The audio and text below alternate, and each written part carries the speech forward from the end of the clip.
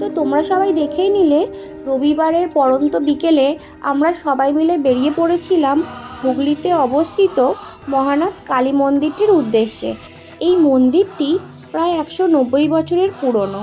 সেখানকার জমিদার কৃষ্ণচন্দ্র নিয়োগী স্বপ্নাদেশে এসে মা তাকে দর্শন দেন এবং তিনিও সেই অনুযায়ী বেনারস থেকে প্রতিমা নিয়ে এসে পুজো করতে শুরু করেন। বিশ্বাস করা হয় যে রানী রাসমণি 1842 সালে এই মন্দিরটি পরিদর্শন করেছিলেন এবং এই মন্দিরটির অনুকরণেই দক্ষিণেশ্বর কালী মন্দির প্রতিষ্ঠা করেছিলেন। তান্ত্রিক রীতি অনুসারে এখানে মা ব্রহ্মময়ী রূপে পূজিত হন। আমরা এসেছিলাম মহানাথ কালীবাড়ি, আর এইটার আদলেই বলা হয় যে রানী রাসমণি গিয়ে দক্ষিণেশ্বরে কালী মন্দির স্থাপন করেন।